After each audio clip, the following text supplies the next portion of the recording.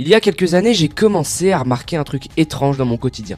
Un détail presque imperceptible mais qui, une fois que je l'ai réalisé, m'a mis très mal à l'aise.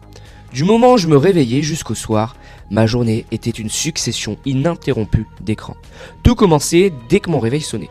Mais soyons honnêtes, ce n'était pas un réveil classique. C'était mon téléphone.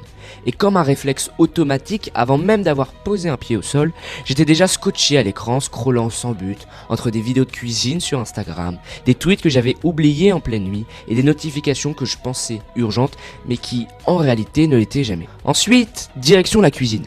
Mais là encore, impossible de simplement préparer mon café en silence. Pendant que mon omelette cuisait, mon iPad prenait le relais, diffusant une vidéo YouTube en fond sonore, comme si je ne supportais pas une seule seconde d'inactivité mentale. Puis venait le moment de travailler, et évidemment encore un écran. Sauf que cette fois, il n'était pas seul. Sur mon bureau, mon téléphone vibrait toutes les 5 minutes, m'envoyant une nouvelle notification, une mention, un message WhatsApp qui aurait parfaitement pu attendre. Et au poignet, une montre connectée qui bipait à chaque email, chaque alerte, chaque battement de cœur trop élevé. C'est là que j'ai réalisé quelque chose. Je n'étais jamais seul avec moi-même. Chaque seconde de mon existence était envahie par des distractions, des notifications, du bruit numérique constant. Et pourtant, je n'étais pas plus productif, ni plus heureux. Mais parmi tous ces gadgets, il y en avait un qui me volait le plus de temps sans que je m'en rende compte. Ce petit rectangle lumineux que je trimballais partout, qui me dictait quand je devais m'informer, quand je devais rire, quand je devais être inspiré. Mon téléphone. Quand j'ai regardé mon temps d'écran, j'ai eu un choc. Chaque jour, je passais en moyenne 5 à 6 heures dessus. En un an, ça représentait 90 jours complets, presque un tiers de l'année. Envolé. Et là, j'ai pris une décision radicale, réduire mon usage du téléphone à 30 minutes par jour. Pas une de plus. J'allais l'utiliser uniquement pour l'essentiel, Google Maps quand j'étais perdu, appeler ma mère parce que sinon elle m'aurait harcelé au téléphone et écouter un podcast en marchant. Rien d'autre. Et tu sais quoi? La première semaine a été un enfer. Mon cerveau était en manque. Je me surprenais à chercher mon téléphone sans raison, à déverrouiller l'écran sans savoir pourquoi. C'est comme si j'avais une jambe en moi, comme si je perdais du temps à ne rien faire. Mais très vite, quelque chose d'inattendu s'est produit. Mais avant que je te raconte ce qui s'est passé ensuite, pose-toi une question. Combien de temps passes-tu réellement sur ton téléphone chaque jour? Et surtout, où aurait pu aller ce temps? Si tu veux reprogrammer ton cerveau pour ne plus être un esclave des distractions, alors j'ai préparé une vidéo 100% gratuite, exclusivement réservée aux membres de ma newsletter, où je partage avec toi un plan détaillé, avec les stratégies exactes qui m'ont permis de récupérer mon attention et ma productivité. Tu peux le découvrir en cliquant sur le premier lien dans la description. La première semaine sans mon téléphone a été difficile, presque insurmontable. Mon cerveau réclamait sa dose de dopamine, ce petit shoot instantané que procurent les notifications, les messages, les vidéos courtes. J'avais des moments où je m'ennuyais profondément, où j'avais l'impression de manquer quelque chose. Et pourtant, petit à petit, quelque chose d'étrange s'est produit. D'abord, ma concentration s'est nettement améliorée. Je pouvais enfin lire un livre, sans ressentir le besoin compulsif de vérifier mon téléphone toutes les 3 pages. Je pouvais travailler 1 heure d'affilée, sans ressentir cette tension intérieure qui me poussait à voir si j'avais reçu un nouveau message. Pour la première fois depuis des années, mon cerveau était capable de se fixer sur une seule tâche, sans être interrompu par une alerte, une vibration ou une envie soudaine d'ouvrir YouTube. Ensuite, j'ai commencé à avoir plus d'idées, plus de clarté mentale. Tu sais, ces moments où tu es sous la douche et où soudainement tu trouves la solution parfaite à un problème qui te hantait depuis des jours. Eh bien, c'était ça en permanence. Comme si mon cerveau, enfin libéré du chaos numérique, retrouvait sa capacité à réfléchir profondément. Mais le plus surprenant, c'était ça. Je me sentais plus heureux. Pas une euphorie soudaine, pas un pic de bonheur artificiel, non. Un calme, une sérénité que je n'avais pas ressenti depuis longtemps. Un truc que la plupart d'entre nous ont oublié, le silence mental. À ce moment-là, j'ai voulu comprendre ce qui se passait vraiment dans mon cerveau. Pourquoi avais-je autant de mal à décrocher de mon téléphone? Pourquoi ressentais-je ce manque, cette frustration dès que je n'avais rien à faire? J'ai donc commencé à plonger dans la recherche scientifique sur l'attention et la concentration. Et ce que j'ai découvert était effrayant. Quand on travaille devant un ordinateur avec notre téléphone à portée de main, on reste concentré en moyenne 40 secondes.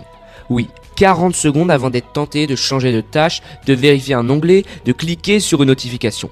Et si tu laisses une application comme Slack ou WhatsApp ouverte en fond, ce chiffre tombe à 35 secondes. On a l'impression que c'est parce qu'on est facilement distrait, qu'on manque de discipline. Mais en réalité, ce n'est pas de notre faute. Notre cerveau est programmé pour chercher la nouveauté. Et chaque notification, chaque email, chaque scroll nous procure un mini shoot de dopamine. Ce même neurotransmetteur qui est libéré quand on mange du chocolat, qu'on reçoit un compliment ou qu'on prend certaines drogues. Notre cerveau ne se contente plus d'être occupé. Il est devenu accro à la stimulation permanente. Et c'est là tout le problème. Quand tu es constamment surstimulé, ton cerveau n'a plus aucun espace pour réfléchir profondément. C'est pour ça que tes meilleures idées arrivent quand tu es sous la douche ou en marche. Parce que dans ces moments-là, ton cerveau est enfin libre de vagabonder. Et ça m'a amené à une expérience intéressante. Et si je te disais que ton manque de concentration n'a rien à voir avec ta volonté ? Que ce n'est pas une question de discipline mais un problème biologique qui a une solution simple. J'ai mis en place un plan détaillé qui explique pas à pas comment récupérer ton attention et ta productivité sans lutter contre toi-même. Si tu veux voir exactement comment j'ai fait, clique sur le lien disponible dans la description de cette vidéo. À ce stade, j'avais compris le problème. Nous sommes constamment surstimulés.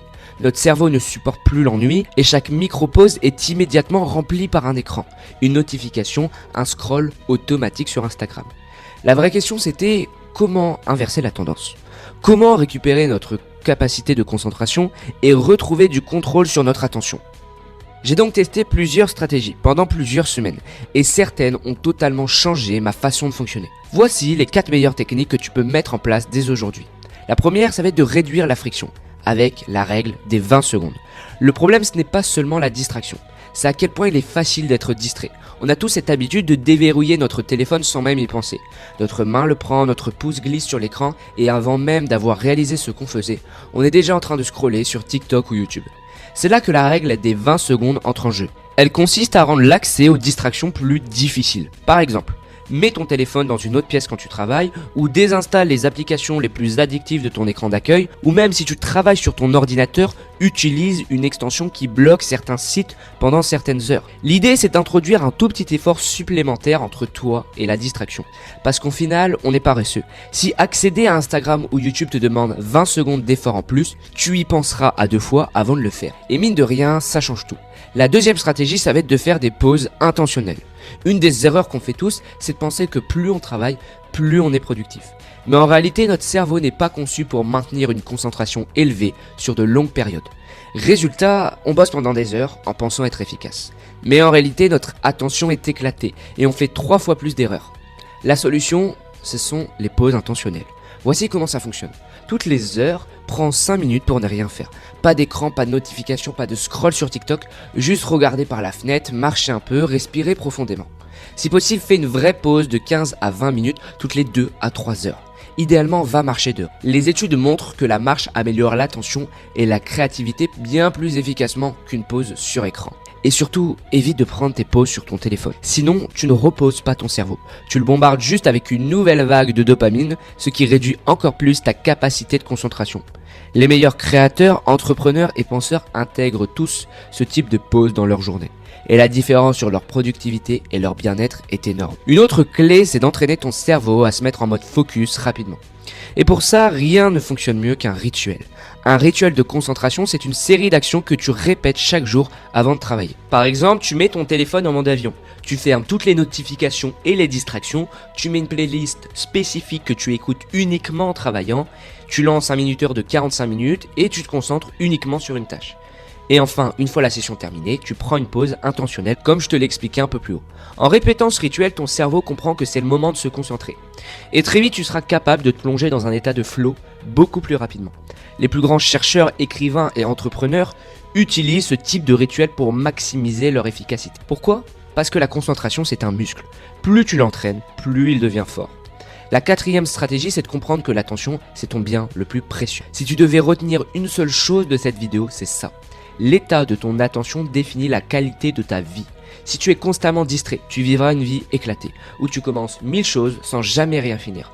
Mais si tu récupères le contrôle sur ton attention, tu récupères le contrôle sur ta vie. Parce qu'au final, ce que tu nourris chaque jour, c'est ce que tu deviens. Si tu nourris ton cerveau avec du contenu superficiel, il produira des pensées superficielles. Si tu le nourris avec de la profondeur, de la concentration et de la réflexion, tu deviendras une personne plus focus, plus intelligente, plus alignée avec ce que tu veux vraiment.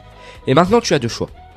Soit tu fermes cette vidéo et tu continues ta journée comme d'habitude. soit tu passes à l'action. Si tu veux aller encore plus loin, tu peux cliquer sur l'une des deux vidéos sur le sujet de la productivité qui s'affiche à l'écran. Si tu mets en place ne serait-ce qu'une seule de ces stratégies, tu vas voir une énorme différence dans ta concentration et ta productivité.